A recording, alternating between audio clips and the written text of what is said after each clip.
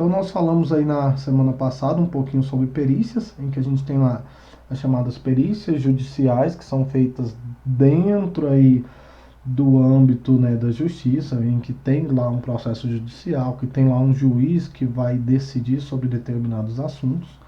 E temos lá as perícias extrajudiciais, também chamadas aí popularmente de consultorias, né, que normalmente elas não ocorrem não seguem todas as regras de um processo judicial, são mais simples as chamadas perícias extrajudiciais.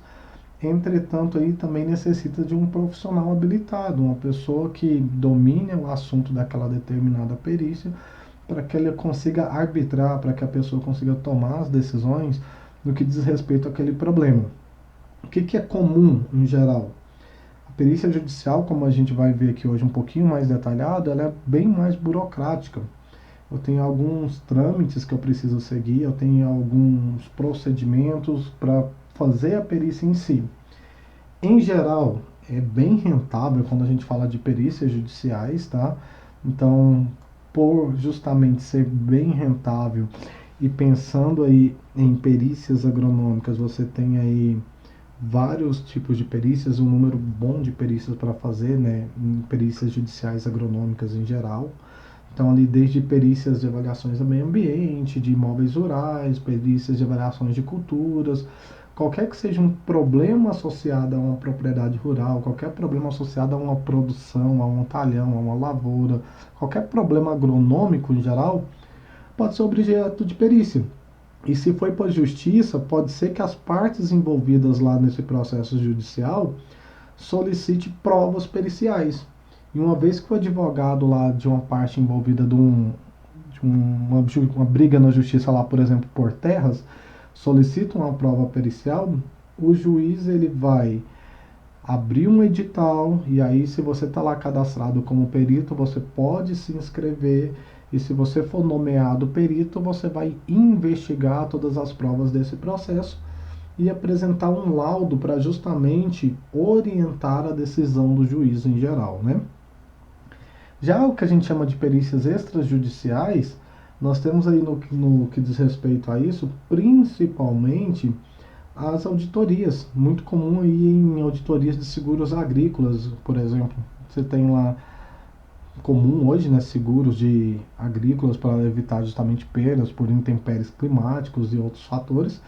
E aí normalmente a seguradora envia lá um perito. Não é judicial, então o processo ele é bem mais simples.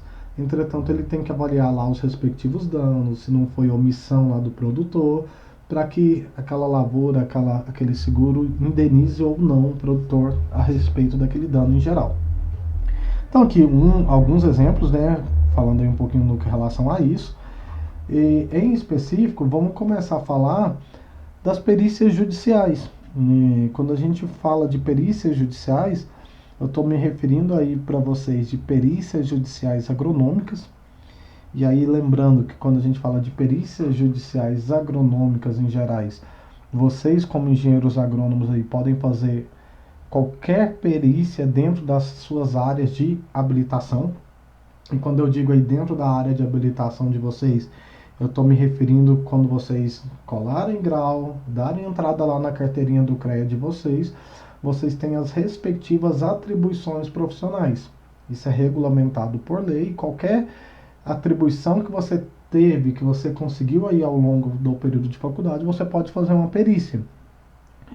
Lembrando também que quando a gente fala sobre perícias, nós estamos falando aí justamente em perícias judiciais em específico, né, sobre esclarecer fatos, né? Então nem sempre uma perícia ela vai chegar num determinado valor de uma terra, num determinado valor de uma indenização, mas sempre a perícia ela vai visar solucionar algum problema.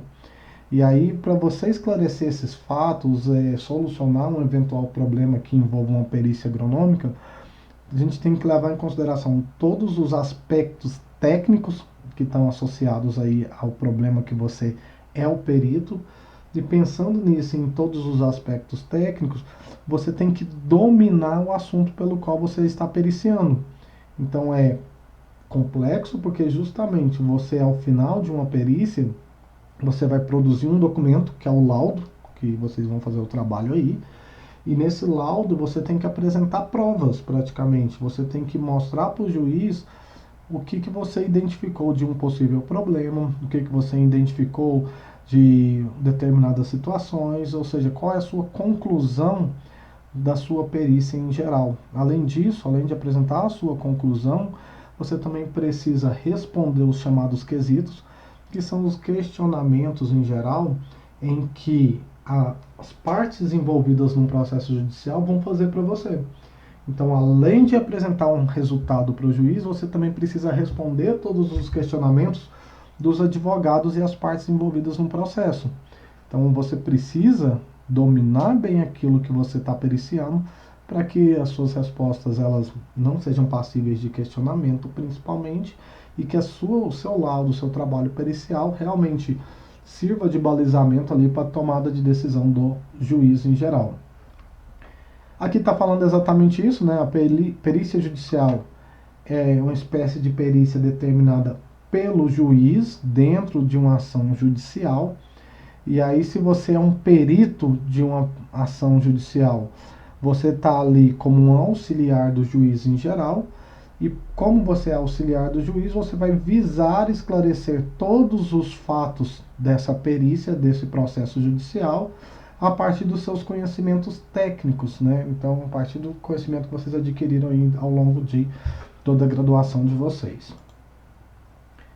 Então, uma vez que você é perito, lembrem-se que, principalmente, uma vez que você está nomeado perito, você é um auxiliar do juiz. E se você é um auxiliar do juiz, você precisa, ali, de certa forma, realizar todos os exames dos autos, ou seja, avaliar o processo, ver se você tem capacidade técnica para fazer essa perícia e entregar um laudo ao final de toda essa atividade aí. Como que eu me torno um perito judicial, gente? A partir do momento que você colou grau, que você tem lá a sua carteirinha do CREA e você está regularizado junto ao seu conselho de classe, no nosso caso aí, né, são os CREAs da vida, CREA, CONFEA, você tem atribuição de fazer perícia.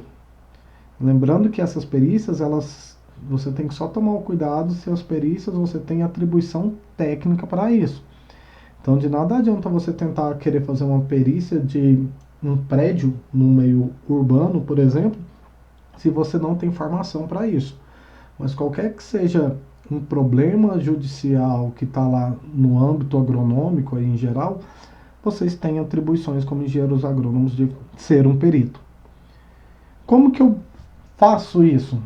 Praticamente, depois até faço uma pesquisa rápida aí, por exemplo, nos tribunais de justiça federais e estaduais, em que vocês, em geral, tem aí dentro desses sites um campo para você se cadastrar como perito. Então você vai lá, faz o seu registro, informa os seus dados pessoais, informa o seu número de registro no CREA, em todas as informações que são pedidas aí nesses sites, né, dos tribunais estaduais e federais, e cadastram. Tem um determinado processo judicial e esse processo demanda um perito, normalmente isso aí é feito via edital. Então o juiz publica um edital solicitando um perito para um determinado processo. Esse edital é público. Uma vez que esse edital é público, você consulta o edital e se você acha que tem condições de realizar essa perícia, você pode se inscrever para esse edital e aí vai ser feita uma seleção, como se fosse um concurso mesmo. Se você for aprovado nessa seleção, você é nomeado um perito judicial. E uma vez que você é nomeado perito judicial, você passa a ser um auxiliar do juiz. Um auxiliar do juiz, gente, porque o juiz ele tem conhecimento técnico do direito para tomar uma decisão. Mas se você tem uma perícia em geral lá que precisa de conhecimentos agronômicos, querendo ou não, o juiz ele não tem uma formação agronômica que vocês têm.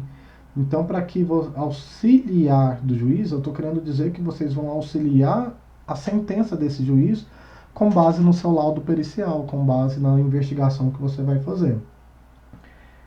E aí, uma vez que você é auxiliar do juiz, você é um profissional a serviço da justiça, e uma vez que você é profissional a serviço da justiça, você é um servidor público, querendo ou não, enquanto você está sendo perito ali daquele determinado processo. O que é importante frisar, gente? Você tem que dominar o assunto daquela perícia que você se candidatou. Então, você tem que dominar bem e, além disso, você tem que ter certeza que você tenha atribuições profissionais para realizar aquela determinada perícia. Então, é um processo lá que está avaliando contaminação de água. É um processo lá que está avaliando contaminação do solo, lençol freático, por exemplo. Será que eu tenho esse tipo de atribuições? Então, é sempre importante, antes de você se candidatar, ver junto ao CREA, né, o seu CREA, o CREA Goiás, né, o nosso caso aí, se você tem atribuições para essas atividades. É uma consulta rápida e fácil de ser feita em geral. Se você domina aquele assunto daquela perícia, e se você foi nomeado um perito ou passou pelo processo seletivo, você tem aí alguns trâmites legais que você precisa seguir. O primeiro e básico, até justamente para você se inscrever, você tem que ter o curso superior, tem que ter o registro no conselho, e esse registro tem que estar em dia. Então, ou seja, a anuidade, infelizmente, tem que estar lá certinho para você realizar as perícias, porque senão você fica inviabilizado disso aí. E como é um processo judicial, você pode até sofrer questionamentos caso você não esteja regularizado junto ao conselho. O segundo ponto é exatamente o que eu tenho que fazer depois que eu sou nomeado. Então, você é nomeado um perito pelo juiz, e uma vez que você é nomeado perito pelo juiz, você tem o direito de fazer o exame dos autos que a gente fala, ou praticamente avaliar o processo judicial ali que você submeteu a ser o perito. Você faz essa avaliação pensando aí principalmente em ver com mais detalhes ali se você realmente tem condições técnicas de realizar tal perícia.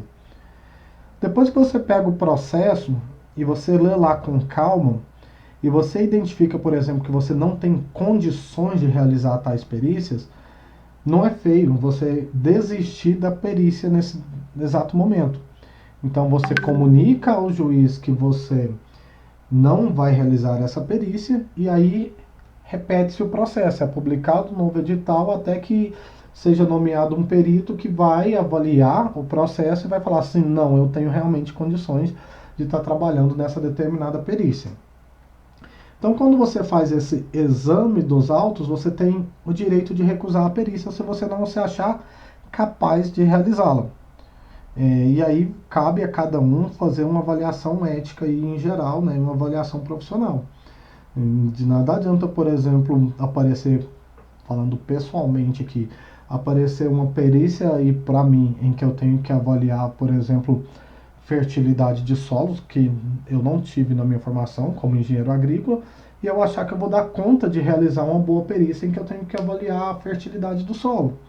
Eu não vou ter condições, mas talvez na hora que eu me candidatei, lá no edital não estava claro que eu tinha que fazer toda essa avaliação de fertilidade.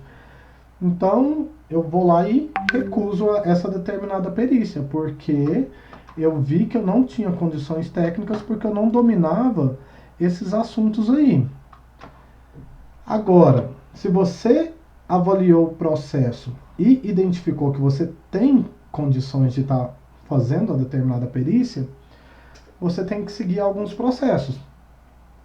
O primeiro deles aí, simplificando aí praticamente, é submeter a sua proposta de honorários, que é o que a gente vai tentar dar uma ênfase aqui hoje. Essa parte é interessante, né? Normalmente é um cálculo que a gente faz, mas é um cálculo que normalmente vocês gostam de fazer, porque a gente vai aprender aqui a calcular o nosso serviço.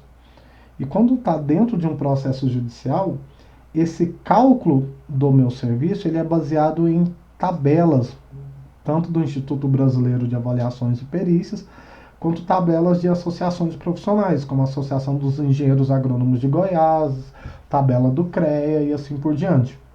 Então eu vou fundamentar o quanto eu vou cobrar por essa determinada perícia que eu fui nomeado, com base em tabelas e com base num prévio levantamento das informações do que eu vou gastar, do tempo que eu vou gastar basicamente para realizar a minha perícia. O que é interessante no que diz respeito a essa proposta de honorários? Aqui a gente tem um prazo. Então, normalmente, de acordo com o que é estabelecido em geral, a gente tem um prazo ali de 5 dias úteis depois que você aceitou a perícia, ou seja, eu fiz o exame lá do processo, eu avaliei o processo e confirmei. Eu vou fazer essa perícia porque eu tenho condições técnicas. Em 5 dias úteis eu tenho que submeter uma proposta de honorários. Então, essa proposta, gente, é o valor do meu trabalho. Então, embora eu tenha 5 dias úteis, eu preciso fazer isso com a maior cautela possível. Porque se eu cobro lá, por exemplo, por 20 horas para fazer uma determinada perícia e eu vou gastar 40 horas, por exemplo, eu vou receber por 20. Porque uma vez que eu submeti a minha proposta e uma vez que essa proposta foi aceita pelas partes envolvidas, é aquilo que eu vou receber. E uma vez que você aceitou isso e depois lá na frente você gastou mais tempo, aí infelizmente foi uma falha de planejamento seu.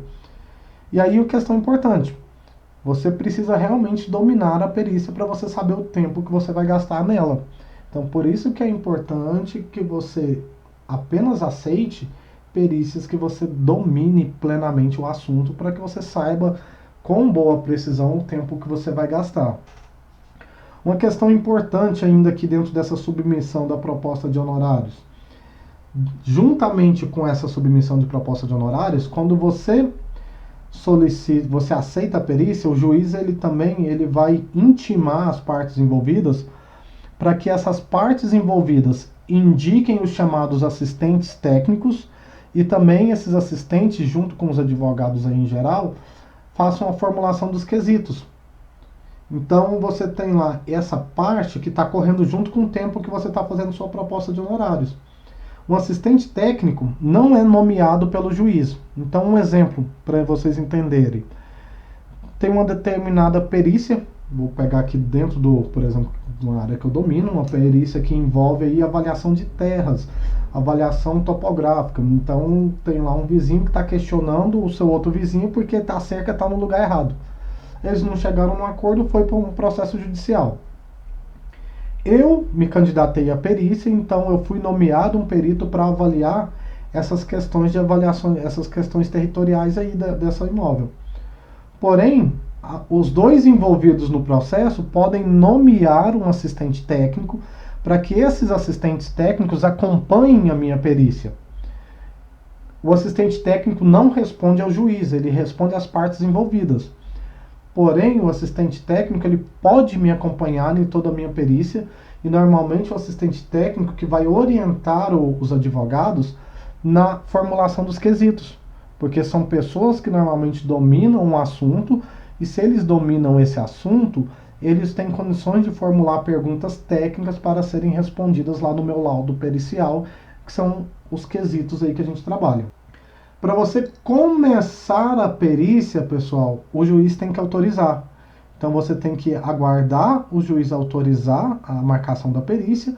E uma vez ele autorizado, você tem que estar tudo bem planejado para que isso seja feito da melhor maneira possível e com o menor custo possível, otimizando o seu tempo e não gastando aí com viagens desnecessárias em geral, né? Uma questão importante. Se você submete lá uma proposta de honorário, sei lá, vamos pegar aqui um número para dar exemplo, uma proposta de honorário lá de 15 mil reais, e as partes envolvidas do processo não concordam com essa proposta de honorários, eles podem pedir para você uma revisão. Porém, se você julgar que a sua proposta de honorários é aquele valor, esse 10 mil, 15 mil que eu estou cobrando, é o valor justo, e que menos do que isso não se torna viável realizar essa perícia, você pode desistir da perícia. Então, no momento da proposta de honorários, em que o juiz vai lá notificar as partes envolvidas do valor que você vai cobrar, se as partes questionarem e se você não achar que é justo esse questionamento e que seu valor cobrado já é justo, você pode informar o juiz que você vai desistir da perícia. E aí, se você desiste da perícia, volta lá para o começo de novo. Então, abre-se um novo edital, outros profissionais vão se candidatar, o juiz vai nomear um perito. Uma vez esse perito nomeado, passa aí por todo o processo, exame dos autos do processo, proposta de honorários, e aí, querendo ou não, acaba demorando muito mais o processo judicial. Uma questão interessante, principalmente para quem está começando com perícias. Existe aí na justiça os chamados processos de gratuidade de justiça, né? Os processos em que, em geral, você não pode submeter uma proposta de honorários. Isso acontece em alguns casos, quando, por exemplo, a justiça entende que as partes envolvidas não têm condições de arcar com os custos judiciais, por N problemas aí. Em processos que acontecem em gratuidade de justiça, você não submete proposta de honorários. Normalmente, nesses processos de gratuidade, você vai ser remunerado a partir de uma tabela fixa. E essa tabela fixa normalmente são valores simbólicos. Então, enquanto uma perícia lá em média cobra-se aí 4, 5, 6, 7 mil reais, esses processos de gratuidade você recebe lá valores bem inferiores a isso. Entretanto, para quem está iniciando é interessante, porque é uma forma justamente de você criar ali know-how, né, para que você consiga concorrer de igual para igual em processos que realmente valem a pena financeiramente. Você tem uma boa experiência profissional quando você faz esses processos de gratuidade, e aí você cria currículo. Um dos critérios para você ser nomeado de perito é justamente o currículo que você cadastra lá quando você vai fazer o cadastro dos sites em geral. E aí, esse cadastro você precisa de apresentar um currículo. E esse currículo, ele precisa apresentar experiência profissional. É um critério que o juiz vai utilizar justamente para poder avaliar isso aí, se você tem ou não condições técnicas. Acho que tem uma pergunta aqui, deixa eu só dar uma olhadinha.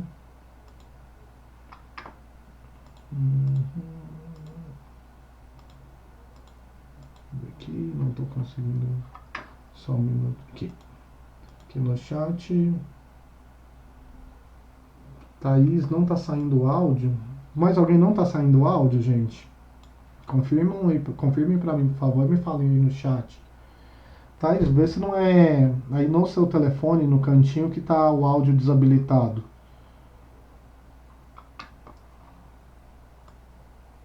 Tá normal? Natália tá normal? Mais alguém não tá saindo, gente? Ok? Todo mundo?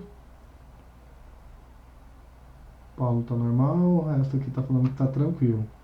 Provavelmente aí no seu telefone mesmo, tá? Dá uma olhadinha aí no rodapé do telefone que você tem um microfonezinho que você habilita para sair o áudio, tá bom? Como eu tô gravando, essa parte que você não tava me ouvindo, depois você dá uma olhadinha nos vídeos e aí você consegue acompanhar tudo que foi dito até aqui, tá? Ok? Mais alguma questão? Acho que todo mundo restante deve estar ouvindo, né? Pessoal, então vamos lá, né? Então, o que eu estava falando para vocês, esse processo de gratuidade de justiça é interessante para adquirir experiência profissional e também interessante aí para que vocês, em outros processos, vocês se candidatem de igual para igual com profissionais que já tenham experiência nas perícias judiciais em geral. Em geral, uma vez que o juiz autoriza a sua perícia, você já tem que estar isso muito bem planejado para que você faça a vistoria. Em geral, perícia você tem que ir a campo, não dá para você fazer perícia de casa. Então, faz a vistoria, lembrando que essa vistoria tem um custo e esse custo já está embutido lá na sua proposta de honorários. Então, se planeje bem para que essa vistoria seja feita de preferência no máximo em 1 ou 2 vezes, se necessário, para que você não faça viagens desnecessárias e levante todas as informações possíveis em 1, 2, 3 vistorias que forem necessárias. Feito a vistoria para fazer a perícia, para identificar os possíveis problemas e as possíveis soluções, você começa a elaborar seu laudo. Quando você começa a elaborar seu laudo, você segue lá o roteirinho que vocês estão pesquisando aí. Então você faz um laudo preliminar, explicando, fazendo a descrição da perícia, identificando o que você fez, detalhando como foi feita a perícia e respondendo aos quesitos, que são as perguntas que as partes envolvidas fizeram aí para vocês lá no começo. Essas perguntas, elas são respondidas, né, em geral. Aqui, pergunta do Paulo. Posso sim, eu volto lá a falar do trabalho no começo, tá? Antes de a gente encerrar aqui. Mas enfim, gente, essas perguntas aqui são os quesitos em que a gente vai responder aí a partir da elaboração do laudo e que vai ser entregue ao juiz. Feito isso, você elabora o laudo, esse laudo é entregue ao juiz, protocolado lá no processo, o juiz vai receber esse laudo, vai marcar uma audiência para justamente com base no seu laudo tomar uma decisão, seja uma decisão amigável, seja uma decisão dentro de um processo judicial, de uma sentença do juiz aí.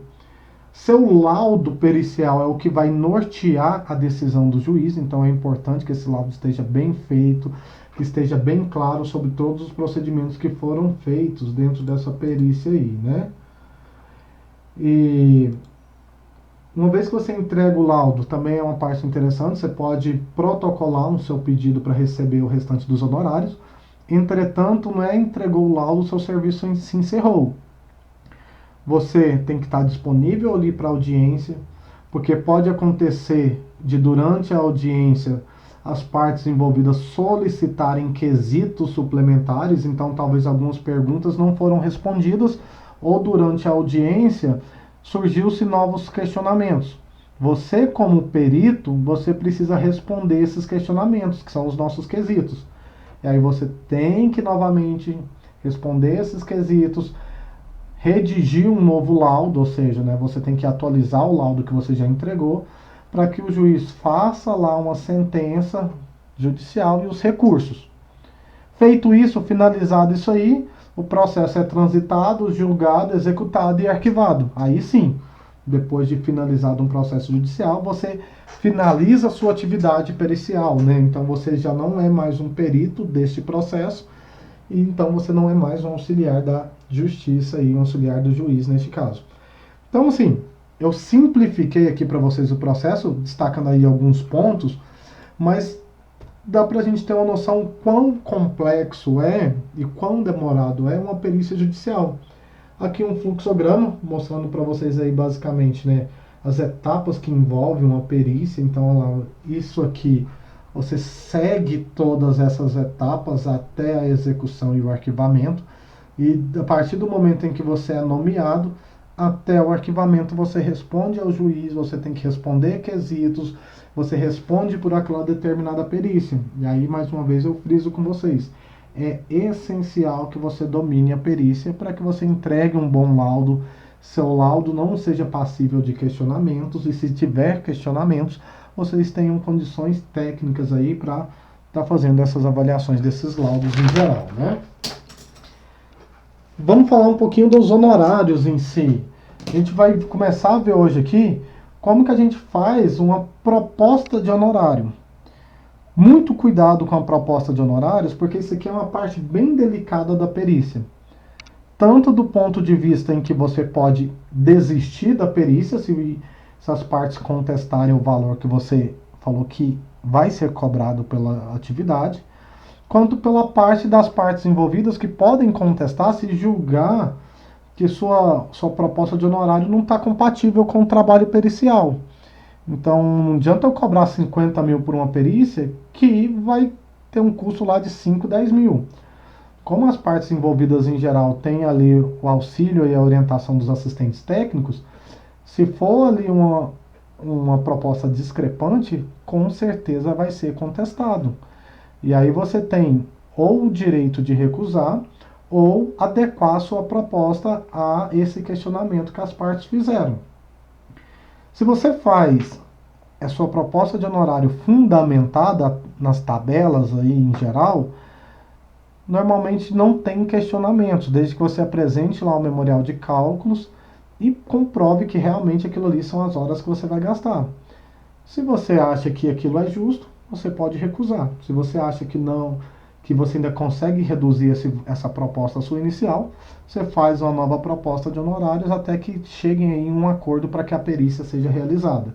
Então aqui também a gente demanda um tempinho, né, discutindo aí quanto vai ser cobrado, quanto as partes envolvidas estão dispostas ou não a pagar por isso aí. Algumas tabelas, o CREA, do Instituto Brasileiro de Avaliações e Perícias, e de sindicatos, como uma Associação de Engenheiros Agrônomos, Associação Brasileira de Engenheiros Agrônomos, de Engenheiros Agrícolas e assim por diante.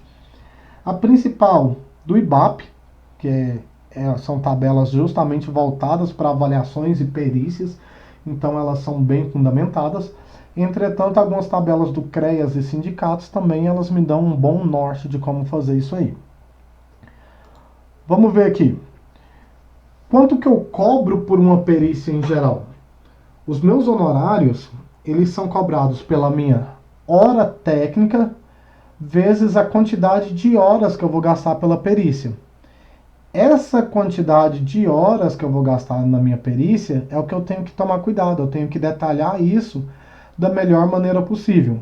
Mas o interessante aqui dessa tabela dessa associação é que ela não me dá um norte não apenas para perícias judiciais. Para a maior parte das atividades agronômicas, ela te dá uma referência de quanto cobrar por atividade, seja um receituário agronômico, seja um levantamento topográfico, qualquer atividade aí profissional, essa e outras tabelas nos dão uma orientação. Na tabela está falando o seguinte, para perícias judiciais, quando você faz uma perícia dentro da sua cidade, você pode cobrar em torno de R$ 120 por hora técnica ou R$ 150 por hora técnica para perícias fora do seu município. Só que essa tabela está desatualizada, ela é de 2003. Então eu não vou usar esses valores de 2003 para fazer os meus cálculos aqui da minha hora técnica, uma vez que eu já tenho o levantamento das minhas horas periciais. Eu preciso corrigir esses valores para os dias atuais. Em termos de avaliações, aí eu já estou falando em específico de disciplina aqui, gente, tanto atividades quanto provas. Isso aqui é conteúdo de segunda VA, tá? Eu preciso passar para vocês o valor corrigido da hora técnica, até porque não tem como vocês fazerem a correção em uma prova, a menos que seja prova online aí, igual a gente vai trabalhar a primeira VA. A hora técnica vai ser dada para vocês e aí vai ser detalhado as horas das perícias. E aí você consegue fazer esse seu cálculo de honorários aí. Eu acho que tem um exemplo aqui para a gente entender. Aqui um outro exemplo. Lá eu usei um valor de R$ 150, ou seja, uma perícia fora do meu domicílio. Essa correção ela foi feita para 2019, né, fevereiro de 2019, R$ 377,71. Esse valor vai ser dado para vocês. Em geral, quando eu faço a minha proposta de honorários, eu preciso fazer isso aqui, ó. Detalhar a quantidade de horas que eu vou gastar em cada atividade e justificar a quantidade de horas. Então, para fazer análise inicial do processo, a petição para solicitação de honorários e assim por diante, uma série de outros trâmites burocráticos, eu discriminei que eu vou gastar 2h30, 1h30. Para fazer a vistoria, a perícia mesmo, tá lá no campo levantando as informações, 20 horas. Para elaborar o laudo, elaborar mapas, responder aos quesitos, 32 horas. Detalhei o tempo que eu vou gastar para cada uma das atividades que vai envolver a perícia que eu fui nomeado. E aí, no total, eu tenho 65 horas que eu vou gastar.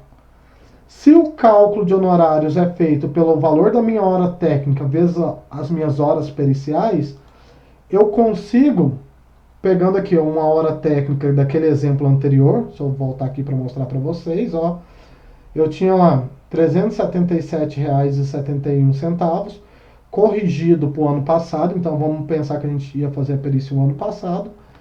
Esse é o valor da minha hora técnica, vezes as minhas horas periciais.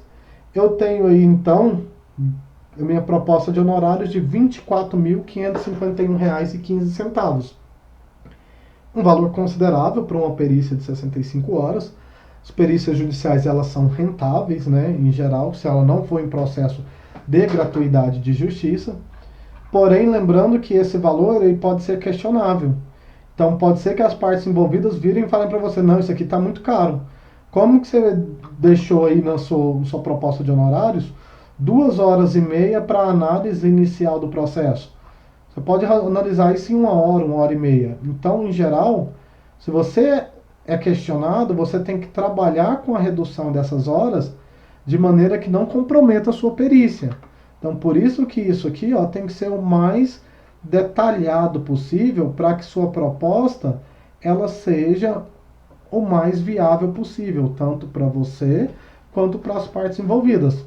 E aí, mais uma vez, se as partes envolvidas questionam e você acha que não é possível realizar essa perícia com menos de R$ 24.000, R$ 24.551, você pode desistir dessa perícia e aí volta-se lá toda aquela parte burocrática de um novo edital, uma nova nomeação, uma análise, uma análise do processo dos autos judiciais e uma nova proposta de honorários com um novo perito que foi nomeado, tá? Se tiver alguma pergunta, gente, mandem aí para mim, tá no chat. Então nós vimos a proposta de honorários a partir da proposta da Associação de Engenheiros Agrônomos de Goiás, bem simples, né? Lembrando que a hora técnica vai ser dada para vocês já em valores corrigidos e as horas periciais, vocês vão ter o trabalho de somar essas horas, né? Então vai estar lá detalhado as horas gastas com a perícia e você detalha. Não é embora você possa utilizar essa tabela para fundamentar a sua proposta, não seria o mais interessante.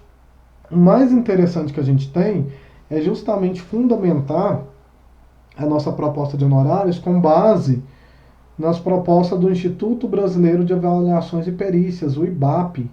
De acordo com o IBAP, a proposta de honorários é dado pelo valor da minha hora de serviço técnico, vou mostrar para vocês como que é essa hora, vezes as horas que eu vou gastar na minha perícia, mais as minhas despesas, tanto diretas quanto despesas indiretas. Por exemplo, despesa com diária, com deslocamento, com o meu carro, né, gasto com combustível, despesa com alimentação, despesa lá com xerox, com cópia de documentos, levantamento de dados.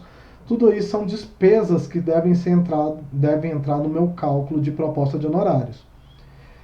O que está lá no IBAP atualizado? Peguei lá, inclusive hoje com vocês, a forma que a gente trabalhava a proposta pelo IBAP até mudou. A hora de serviço técnica, que é um recorte do que está lá do IBAP, é R$320. Só que esse R$320, ele também é para valores de 2019.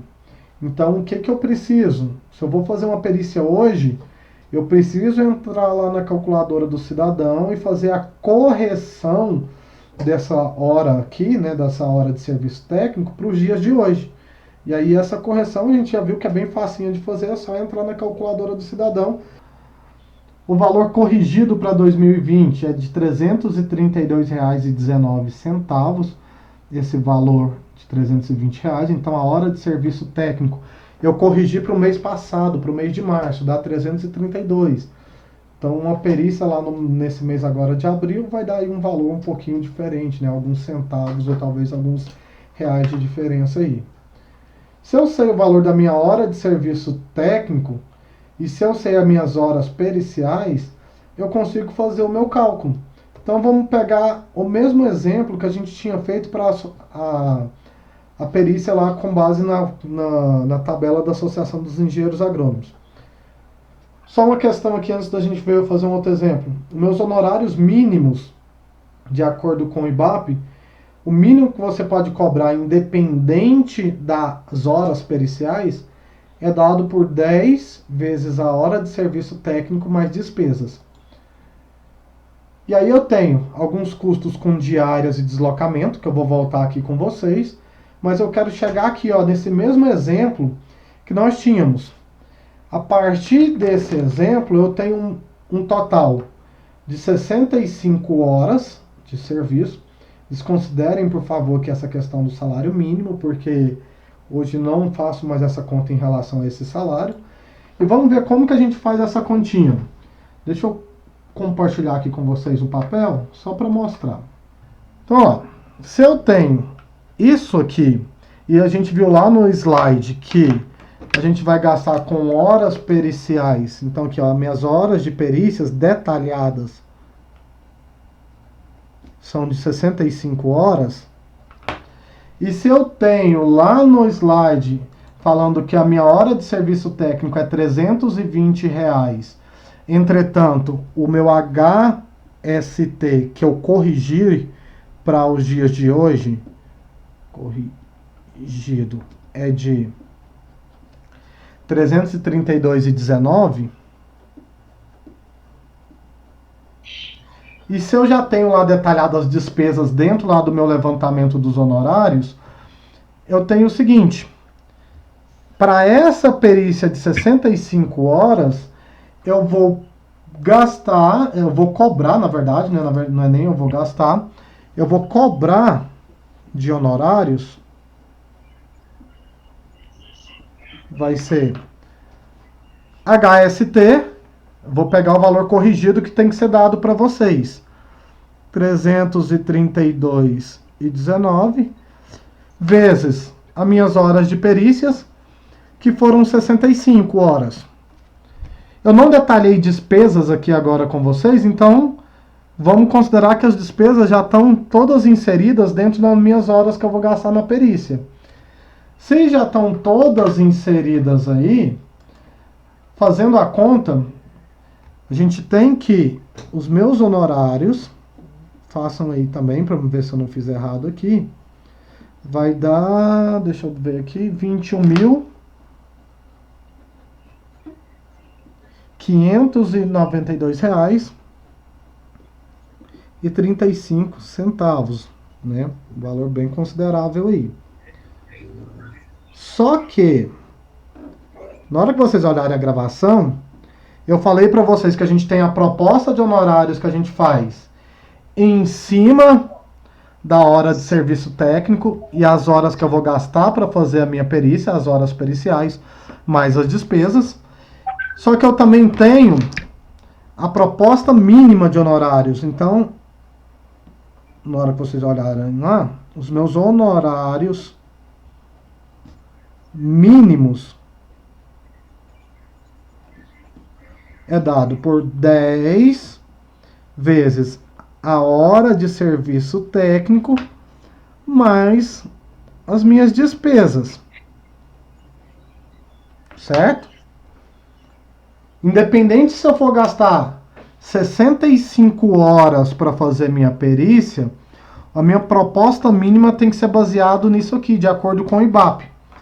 E se ela tem que ser baseada com isso aqui, nós temos que os meus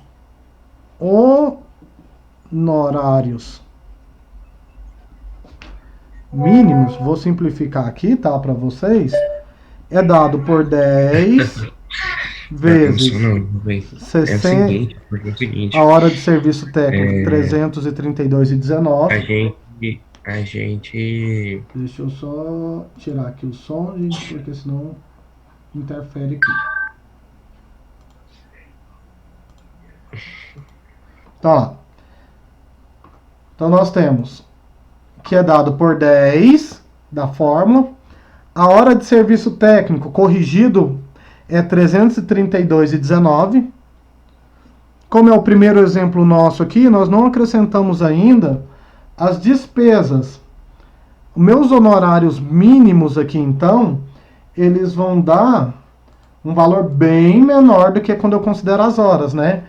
Calculando aí, a minha proposta mínima de honorários é 3.321,19. A diferença.